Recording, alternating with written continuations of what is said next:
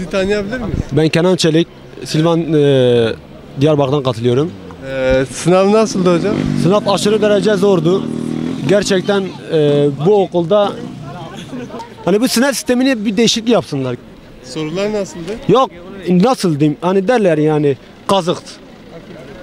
Resmen kazıktı. Ya yok böyle bir şey ya, yok böyle bir şey. Sizde heyecan var mıydı peki? Heyecan 4 senedir giriyoruz. Sözel ağırlıklıyız, tamam mı? Ya nedenini bilmediğim bir şey şu. Tamam sen sınav yapıyorsun. Eyvallah yap.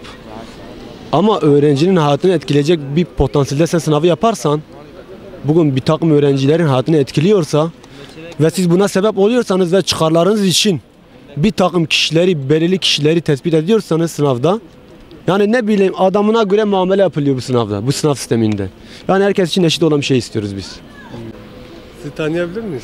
İsmim Ömer Yıldırım. Sınavınız nasıl geçti? Allah sınav iyi geçti elhamdülillah. İnşallah ilahiyat gelir. Yani sorular nasıldı? Valla Kolay mıydı? çok kolay sorular da vardı, çok zor sorular da vardı. Yani karışıktı, yani karma çorma bir şeydi. Yani inşallah İnşallah, emin misin yani? inşallah Allah'ın yardımıyla kazanacağız. İnşallah. Geçmiş olsun. Sağ olun hocam.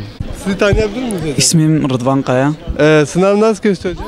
Vallahi sınav hakkında yani çalışan için kolaydı. Yani çalışmayan için de zor geçmiş olabilir.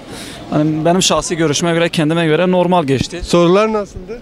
Sorular yani normaldi. Geçen sene de aslında ben girmiştim. De bu sene de farklı değildi. Yani sorular o kadar zor değildi.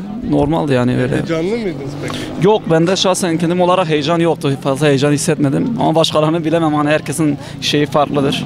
Heyecan şeyi farklıdır. Teşekkür ederiz. Sana ben de Geçmiş teşekkür ederim.